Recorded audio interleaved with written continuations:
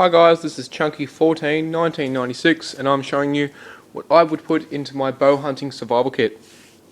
The reason I'm showing you the stuff I put in my kit and where you can buy some of this stuff is because most of the videos I've seen about survival kits are made in America or England. I haven't seen many in Australia, so that means that like Walmart, we don't have that in Australia, stuff like that. And I can't get a hold of some of the products that they were talking about that seem to be a really good survival tool. So I'll start. First one. US Army Survival Guide. This is great. You can't actually buy this one, I don't think, just at your local store. I didn't. I had to order it in. It took about 3 weeks. This shows you everything you need to know about from building actually nuclear shelters out of just basic stuff, and how to build shelters and cook proper fire and windbreaks and all that sort of thing. All sorts of cool stuff. Worth getting. $24 it cost me. Cheap as. This here is Australian first aid. This is great.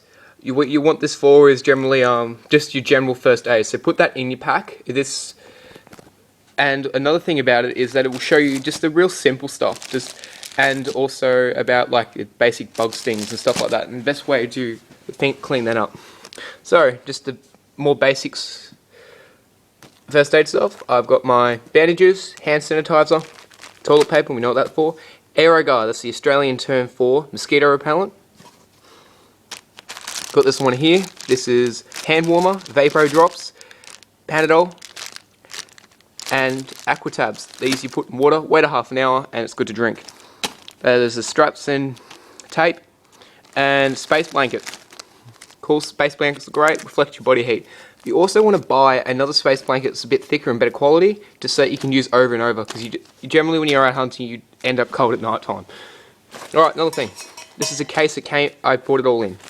This thing here is about $16 on eBay, really cheap. You put in Molly utility pouch. I paid $16 for this.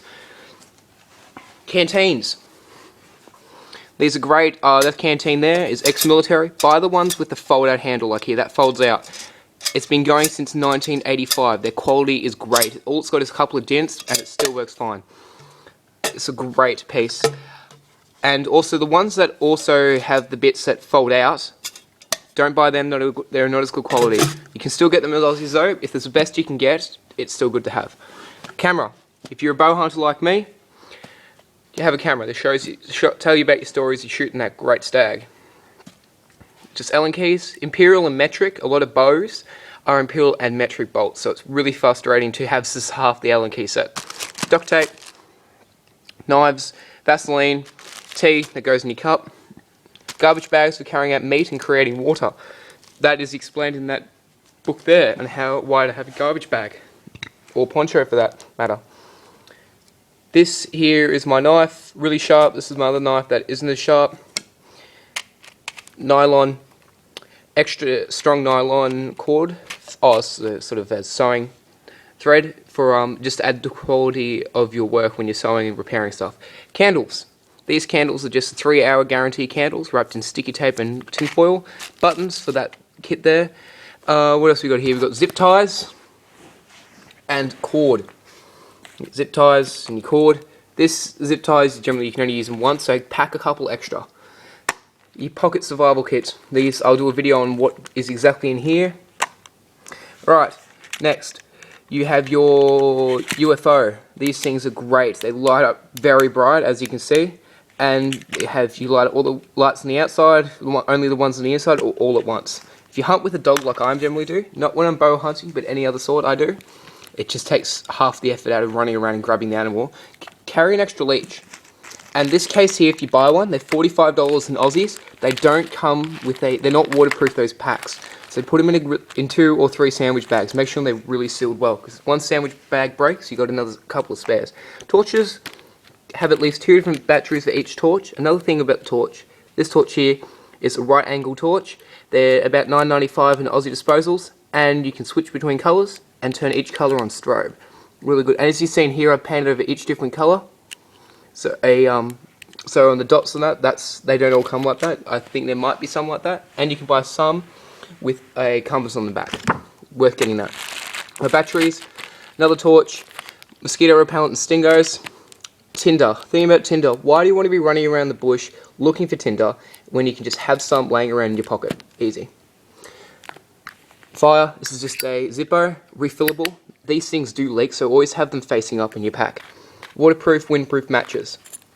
This here is a block fire lighter, flint stick. I like the block one because you see here I've been scraping bits off the bottom of it. It helps ignite your tinder. Zippo, gas butane Zippo, these work great. Now, talking about the part of the navigation.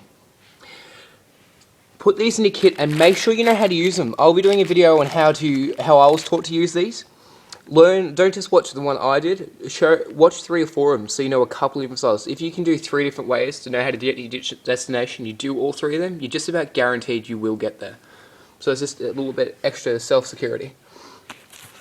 This here is just a pair of binoculars, 1 to 24. They're about $80 on eBay. Here, there's just some party pack basic utensils. This here I just use for cooking, so I keep my cooking and cooking knives and other hunting knives separate.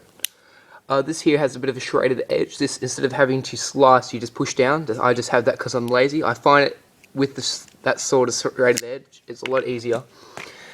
Multi-tool, Gerber multi-tool. These are great multi-tools. Buy one. The Bear Grylls brand's a good brand. Just because it says it's Bear Grylls and he sold himself out doesn't mean it's not a good brand. That's just about everything in my kit, guys. So if you see anything else that you think I should add or take out, let me know.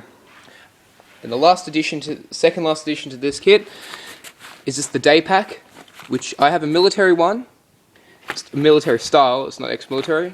I bought this from China off eBay for $50. Really cheap. This is the jungle hammock, which is also a part of the shelter. These things are $80. Don't buy the one I bought. Buy the ex-military style, not the type. Generally the type second-hand and been a bit worn and have a couple of rips in them. Buy the Vietnam style. It's a lot better quality and the canvas is a lot thicker. And just their design is a lot better. Moving on to the last bit is my bow. I use a 60-pound Bear Lights Out.